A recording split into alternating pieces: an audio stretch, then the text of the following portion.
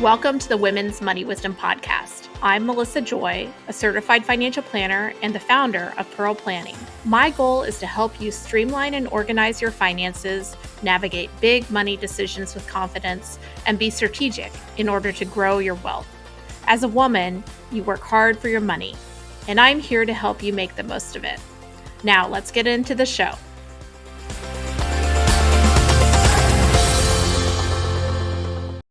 Welcome back to the Women's Money Wisdom Podcast. We are going to be talking today about a topic that's close to my heart because I've been doing some work on behalf of people where our guest's book would be so helpful. I'm so pleased to have journalist and author Beth Pinsker. She's a MarketWatch columnist, but she is also the author of a new book, My Mother's Money, A Guide to Financial Caregiving. Beth, welcome to the podcast. Hi, nice to be on. Yeah, we're so thrilled to have you. And like I said, I feel like this topic is contemporary. It's speaking to me, but I'd love to hear from you. I mean, it's right in the title, I guess. You're writing a book about your experiences caregiving for your mother. Is that right? Absolutely. The book starts with me getting a phone call from my mom. She was about to have a big major spine surgery. And she said, can you come down here? I lived in Brooklyn and she lived in Florida. She said, can you come down here and help me? I don't know how long I'll be incapacitated with this surgery. I need you to take care of a few things for me. And it started there. And, everybody gets a phone call like that at some point in their life, where time stops and you have to put everything aside to take care of somebody. Somebody has a heart attack, somebody falls, somebody has a car accident. You never know when it's coming or where it's coming from, but it's coming for all of us at some point, unfortunately. And when it happened to me, we had a lot of planning in place. And, I'm a financial expert. I do this every day for a living. But there was so much that I didn't know how to handle. And I had just started my job at MarketWatch when this was all going down. And I remember being at my mom's bedside right after the surgery and having a column due. And I thought, my brain isn't functioning. Like, my brain is all in on caregiving and I'm overloaded. This is all I can think about. And then I thought, well, duh, I'm a retirement columnist. This is what everybody is going through. This is part of, what happens as you age. And I'm going to write about this being hard. And the first column I wrote was about this cheat sheet that my mother had given me before her surgery. She had all of her demographic information, all of her medications, all the dosages, all the surgeries she had, like all the medical information you would want to have if you went with somebody to the hospital in emergency. You see those scenes in the movies where somebody's rushing to the hospital and they grab all the medication bottles from the medicine cabinet because they don't know what the person's taking. Like, I didn't have to do that because my mom had this sheet of paper. It listed all her doctors. It listed her Medicare supplement information and all of her insurance information. And I didn't have to think about it. I had this piece of paper. And so I wrote about that, the importance of having that sort of medical information and what my mom had provided for me. And it struck such a chord with people. There was a huge response to that story. And I've been, 2 weeks later, I was still there, still going through it. And I'm like, I hit another obstacle and I'm like, I'm just going to keep writing about this. And everything I wrote about as I went through it just really hit home with people. And I thought, this is a book. People need to know this information in one place. You go to the internet when you have a problem and you search, power of attorney or guardianship. But people don't put two and two together. They don't know how it all fits together. They don't understand why you have to do it. And this book was my way of telling my story so that people could understand the why of it all. Like, you'll read this book and you'll go, oh, that's why we have to do all this stuff. Oh, that's why we need a will. That's why I need a trust or a power of attorney or a healthcare proxy. That's why I need to talk to my mom and have a conversation about where her money is or what Medicare supplement plan she's on. Like all of this makes sense to me now because I see how the pieces fit together. And if I don't know this information, I'm going to be caught short at some point in the future. And it's better to do it now than to do it later. And that's what I'm hoping for, that, you like a person who is worried about their parents will read this book and say, I need to get on some of this stuff.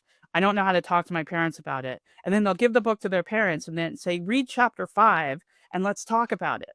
And then they'll have a conversation. I love that. I think that a lot of people know some good ideas. We're told in separate conversations, hey, make sure you have medical directives. Maybe it's like tell the kids where, like, my dad has a binder with my stepmom and I know where that is, or my mom has given a safe deposit key to me and a sibling. But But do you connecting have the the dots. legal, you have the safe deposit key. Do you have the legal authority to get in it? A key won't do you anything. Yes, we do. She has done Okay. that paperwork. But that's exactly what you're talking about. First of all, there's a lot of lanes. You're dealing with potentially medical, legal, and financial, just to name a few. And all of them have particular rules that are often there to protect the people that they're caring for, the primary person, the person being cared for. But those rules do not make anything easy. They make it very difficult to be a navigator, and oftentimes, and you're just talking about how your brain was triaging on a very important big obstacle right in that moment. They are not built to be integrated. You're going from one place to another, and everything feels difficult and very challenging to get through, make progress. So and, as a Gen X woman whose peers and contemporaries are many of my clients, I know we're all going through it. Oftentimes, the female is the caregiver. Yeah, I find that the kind of dichotomy interesting because women get stuck with the caregiving duties so often. It's just expected of us. We're the ones always on call. If you're a daughter, you're just expected to sort of do this stuff. But women also are not the ones that are the go-to a lot of times for financial stuff. And especially in older, heterosexual couples, the old, couples who got married in the 50s and even the 60s, there's still like traditional gender roles going on there. And if you are a wife taking care of a husband, they might have been the ones taking care of all the bills. I'm helping a family with this now, and the husband always took care of stuff, but he needs help right now, and she doesn't know anything about anything. She doesn't know how the bank accounts are structured. She doesn't know where any of the money is. She's never looked at a tax return. Um, a lot of people are still in that situation, even in same-sex couples. Like, there's always one person who takes care of that stuff and one person who doesn't pay any attention to it. But if that person ends up the caregiver, then that person has to take on the financial tasks too, because the bills aren't going to get paid if the person who usually pays them has any sort of cognitive problem or any sort of decline. And that's just not going to happen. And so there has to be some sort of map of some sort to how things work in each household. And somebody has to be able to follow that map. Yeah, I know often one of the cohorts of people that I'm most concerned about are actually a really financially savvy cohort of people who loved personal finance, managed their own assets, did a really good job of accumulating assets, did a great job of retiring and having enough money to pay for everything, but they did it all on their own. And the 1-800 line for, Schwab or Vanguard is not going to be knocking on your door saying you need a required distribution. And everything is more and more digitally native, and technology in some cases requires you to use an email, which is sometimes something that goes more quickly than other areas of competency or capability. And I've had over the years some couples where whether it was the husband or wife who was kind of the investing person, they came in and said, "Hey, if something happens to me, my wife knows to call you." But oftentimes that's too late because, there's this you think that you'll be able to put up your hand and be like, "Okay, I'm ready to hand off the keys." Decision making gets delayed as competency or capabilities are diminished. You don't often acknowledge it, and sometimes you're trying to cover up and hide for diminished capacity. And so, a best laid plan of like, hey, I've thought about this on the day that, I can't make full decisions. He or she will call Melissa or whoever. It just leaves me with a pause for concern, that is too late in many cases, and Yeah. oftentimes things have been missed that aren't irreparable but are very challenging and can make Yeah. things more difficult to navigate. Yeah, I talk about one of these situations in the book that we faced.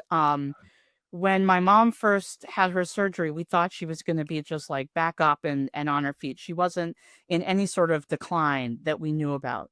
But when she was in the hospital, she started to have complications.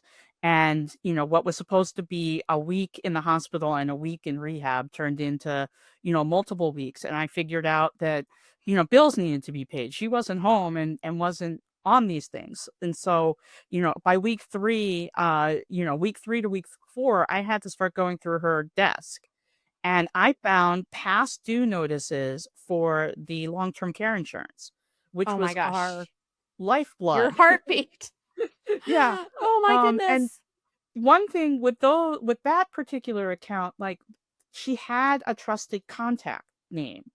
So, my brother had gotten a letter from them saying, your mom, you're the trusted contact for your mom. Um, her premium is past due on her long-term care insurance. You don't want to be past due on your long-term care insurance when you're in the No. middle of a care My situation blood because pressure is spiking as you're mentioning this. Yes, yeah, but absolutely not. it didn't make any sense to me because my mom was in an active claim.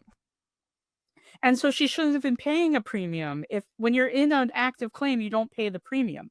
You're Absolutely. getting money from them. You're not giving them money. So like the whole thing didn't make sense to me. And then I have to start going through the paperwork because she was too sick then to talk to me. Like, at that particular moment, she wasn't accessible to me.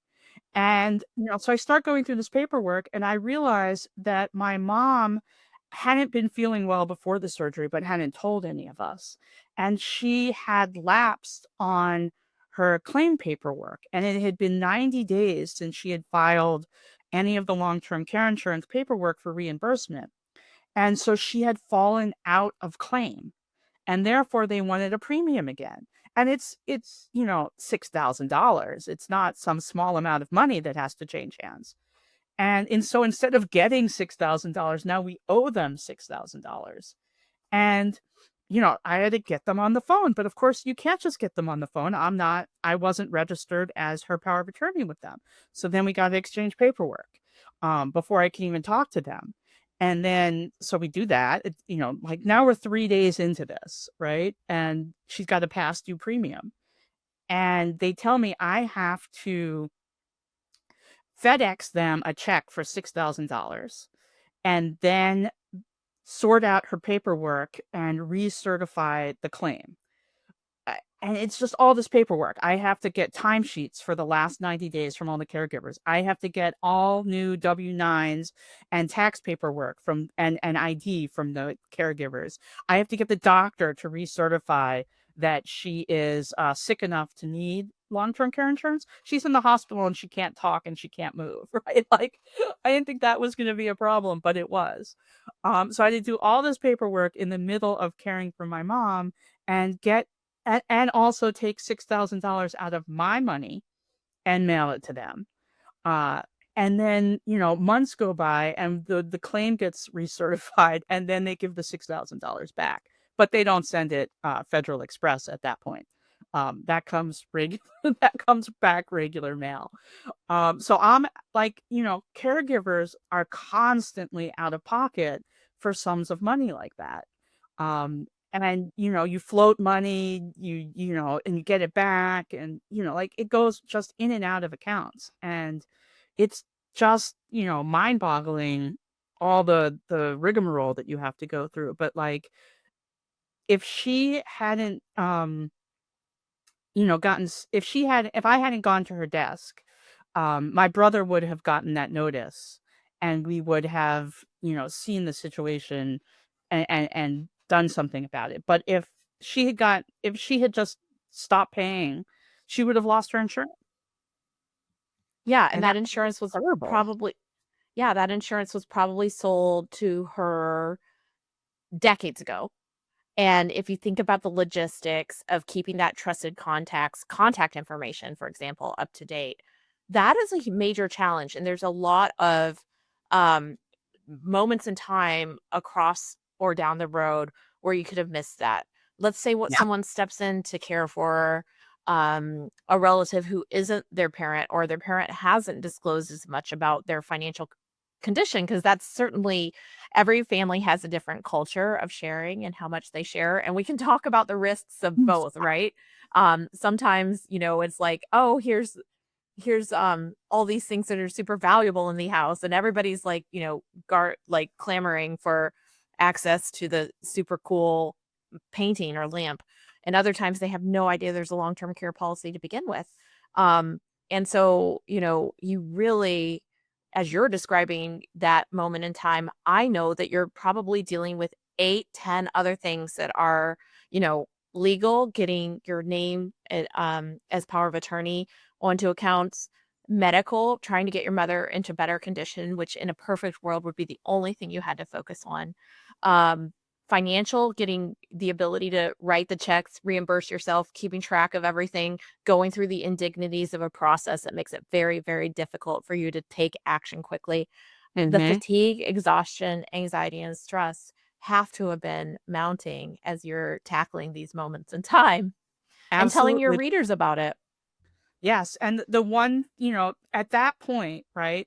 All of that stuff is really hard, and we did all the right stuff.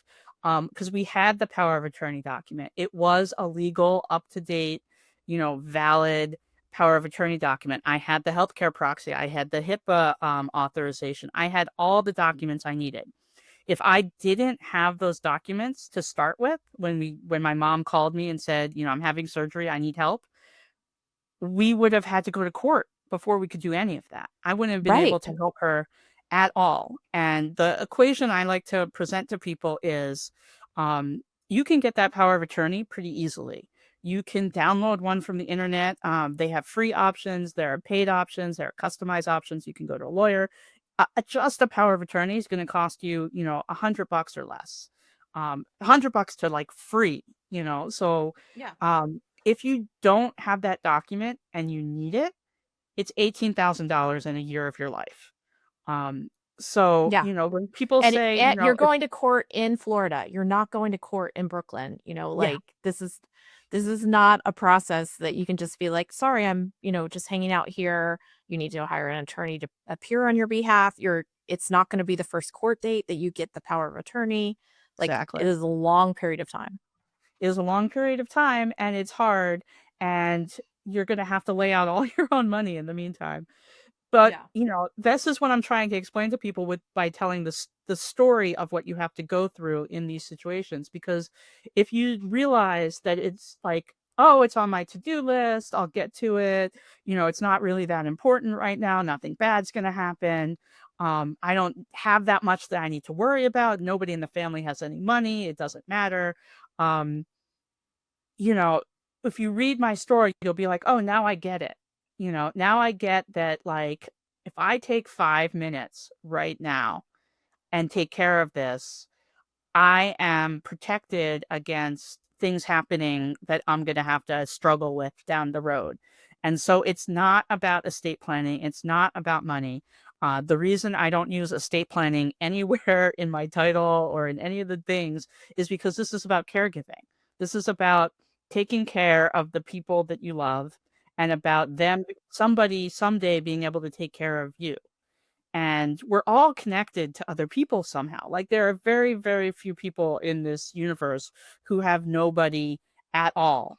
Um, and there are lots of people in my world that I love, and who love me.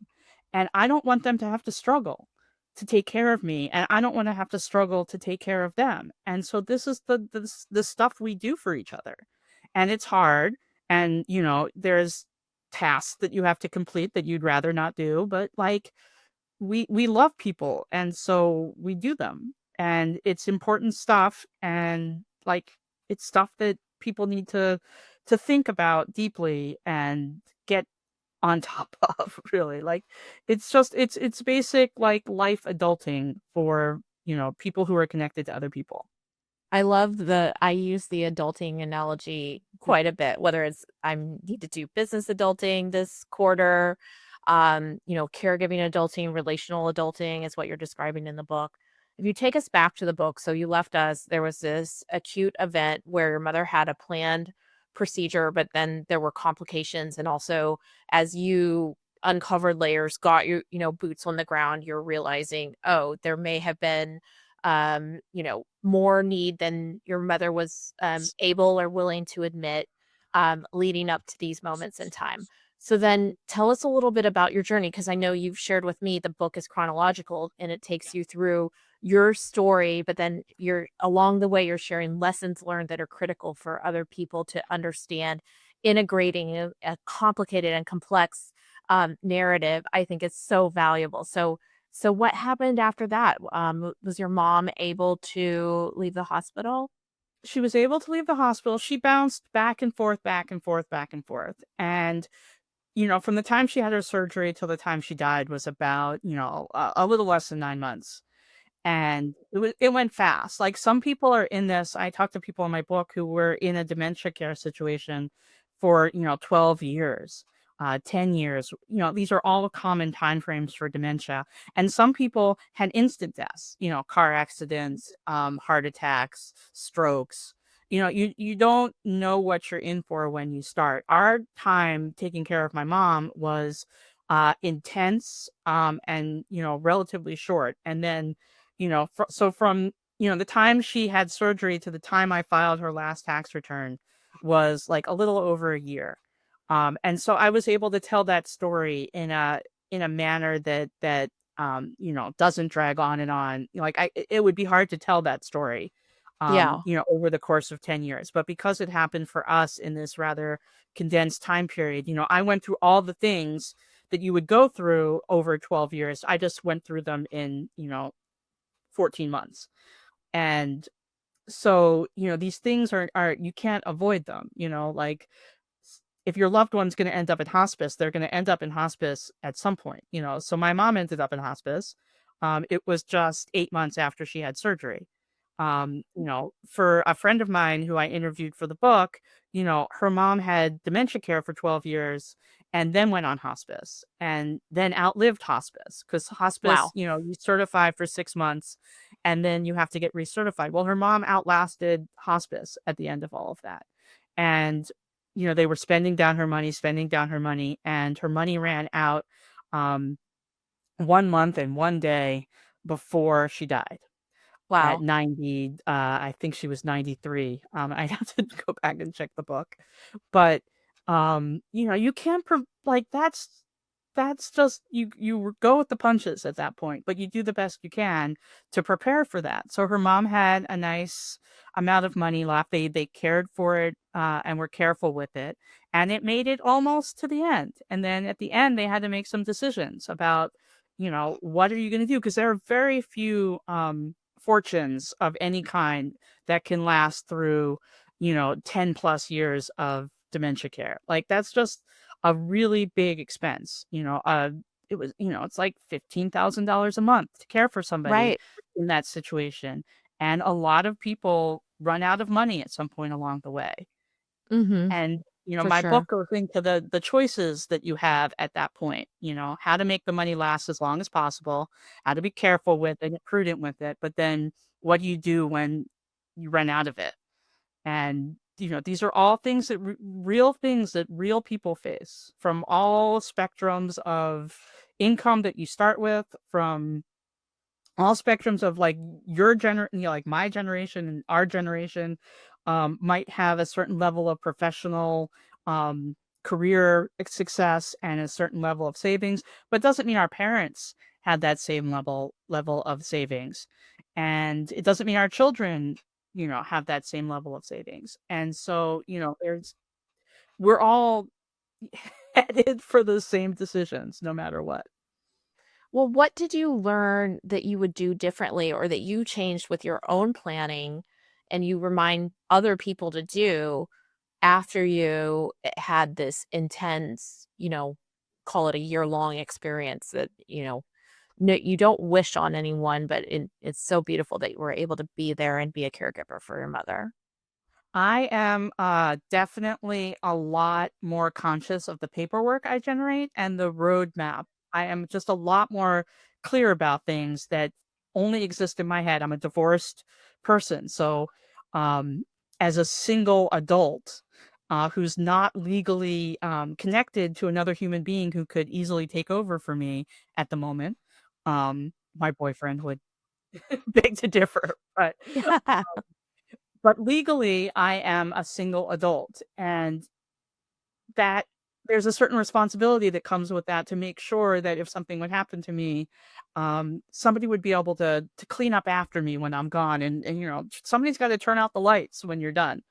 And um, my children are very close to adulthood, but just barely.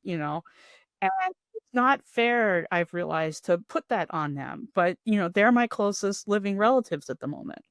And so, when I had to take my mom off of all of my documents, I had to put them on. And hopefully I'm not going anywhere for a while. And I've left an instruction booklet, obviously, with this book, but it wouldn't be fair for them to have to do any of this stuff at such a young age. So I've left things. I keep things as clean as I can with my finances. Not accounts all over the place, clearly labeled folders. They know where the estate binder is. They know my phone code. I have a beneficiary legacy contact from my phone so they could get into it. Like, there are certain things that I've made sure that they know where they are and how to do. I think that's And so critical. yeah, Yeah, I actually I made it my theme for this year when it came to financial advice is simplify wherever you can. Because there are moments in time or situations that require complexity. But if you keep as much as possible simple, that gives you space and time for the complex, I hope. And when it comes to how you manage your accounts, if you have things all over the place, here's the reality is there's only so many things you can keep most people keep track of unless you make it your hobby. And so, that employer that was the longest ago 401k that you worked at, you may or may not have logged in, this year to that account. Keeping things clean, double checking your beneficiary designations, cleaning it up, making sure the ex-husband is off the beneficiary designation.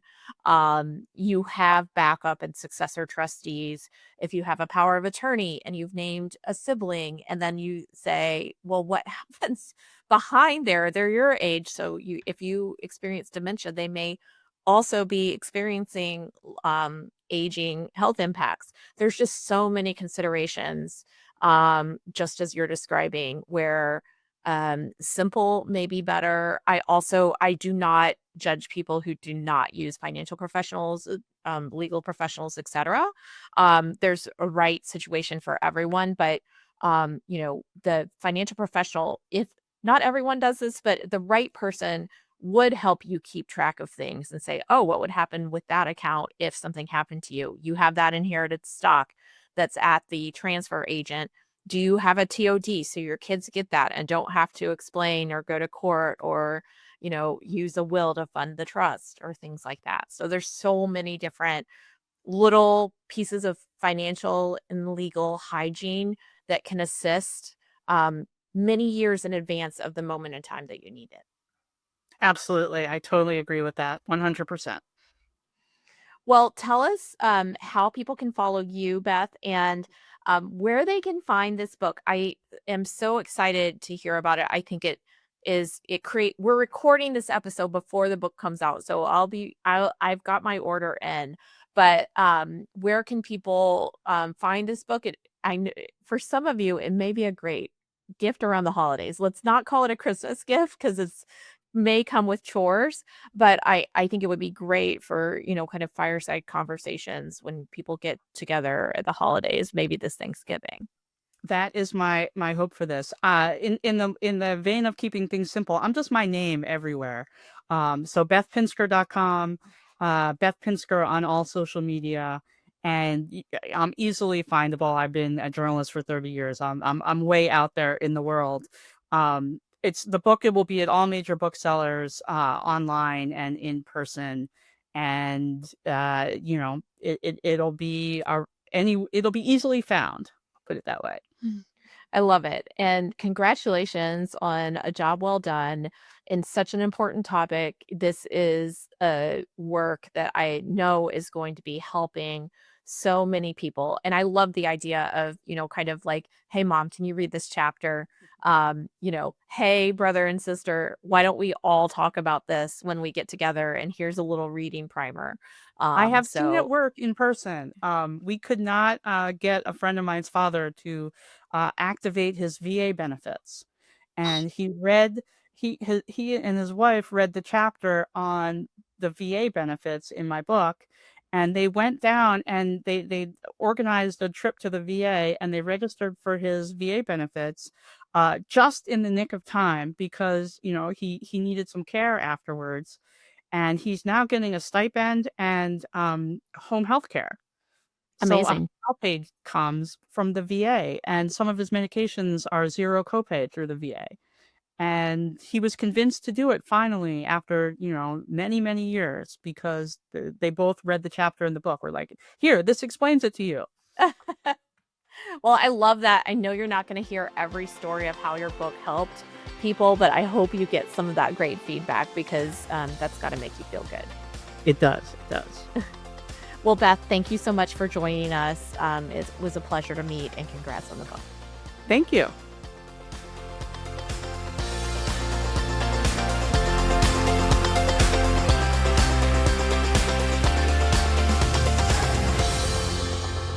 Thank you for listening to the Women's Money Wisdom podcast. If you found value in this episode, the best way that you can support the podcast is to forward an episode to a friend or leave a review. Go to proplan.com and the podcast link to get all the resources and links mentioned.